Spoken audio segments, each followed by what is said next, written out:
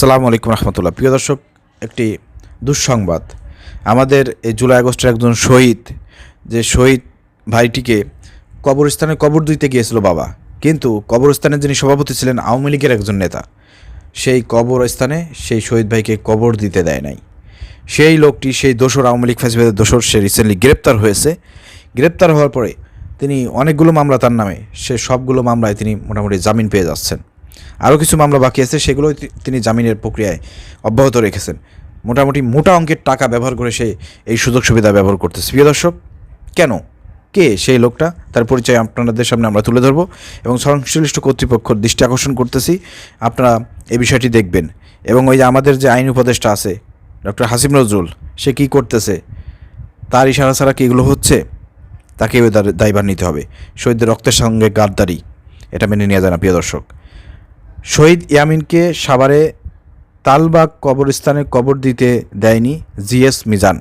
প্রিয় দর্শক, স্ক্রিনে আপনারা দেখতে পাচ্ছেন সেই জিএস মিজান, সে গ্রেপ্তার হলেও তার নামে অনেক মামলা থাকলেও সে অনেকগুলো মামলায় কিন্তু জামিন পেয়ে যাচ্ছে।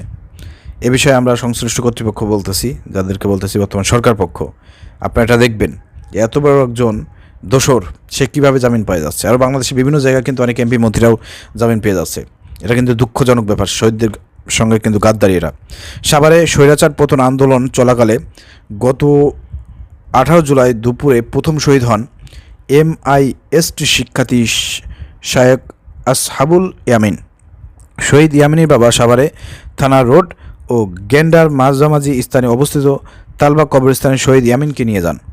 কিন্তু এই তালবাগ কবরস্থানের সভাপতি হলেন ঢাকা জেলা যুবলীগের আহ্বায়ক মিজানুর রহমান মিজান ওরফে জিএস মিজান। এই মিজান ইয়ামিনকে বাবাকে ইয়ামিনের লাশ দাফন করতে বাধা দেয়।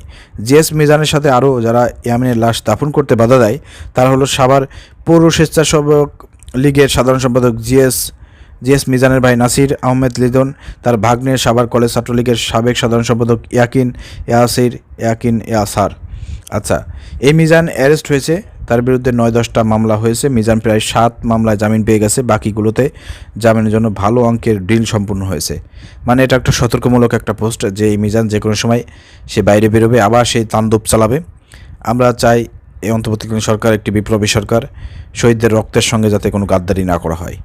আমাদের এই যে সব ভাইরা শহীদ হলো 2000+ এবং 30,000 মানুষ পঙ্গু হলো, আহত হলো, এদের কি কোনো দাম সরকারের কাছে নাই? আমরা দেখতেছি এই সরকার যত দিন পার হয়ে যাচ্ছে আস্তে আস্তে শহীদদের কথা ভুলে যাচ্ছে, শহীদ ফ্যামিলির কথা ভুলে যাচ্ছে। তাদের যে হত্যার বিচার, সেই বিচার কার্যে অনেক ঢিলাঢালা আমরা দেখতেছি। এটা আইন বিভাগের একটা দুর্বলতা। এই যে দেখেন জিএস মিজান, সে এত বড় একজন সন্ত্রাসী, সে 7 মামলা জামিন পেল কীভাবে? উকিলের মাধ্যমে টাকা পয়সা দিয়ে কিন্তু এই কাজগুলো করানো হচ্ছে। তবে এই আইন বিভাগ, এই বিচার বিভাগ যদি সঠিকভাবে পরিচালিত না হয়, তাহলে কিন্তু আইনের ফাঁক ফোকর দিয়ে এইসব অপরাধীরা বেরোয় যাবে। অর্থাৎ এই বিভাগটাকে খুব কঠিনভাবে কন্ট্রোল করতে হবে সরকারের। এখানে দরকারি গোয়েন্দা সংস্থা নিয়োগ দেন। কারাই কাজগুলো করতেছে? কোন সব উকিল এই ধরনের কাজগুলো করতেছে? কীভাবে টাকা পয়সা লেনদেনের মাধ্যমে এসব অপরাধীরা ছাড়া পেয়ে যাচ্ছে? আপনারা দেখেছেন গত কয়েকদিন আগে, দেখলেন না, এক এমপি সে ছাড়া পেয়েছে। সে কীভাবে জামিন পেল?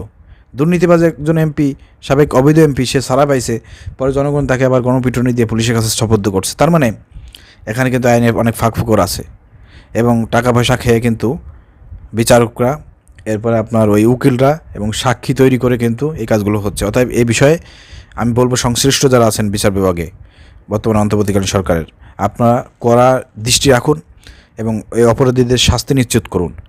না হলে কিন্তু শহীদদের সাথে এই গাদ্দারি কিন্তু মেনে নেওয়া হবে না। প্রিয় দর্শক, সবাই এই সতর্কমূলক পোস্টে আপনারা শেয়ার করুন, সবাইকে জানিয়ে দেন, সংশ্লিষ্ট কর্তৃপক্ষের দৃষ্টি আকর্ষণ করেন। আসসালামু আলাইকুম রহমতুল্লাহ।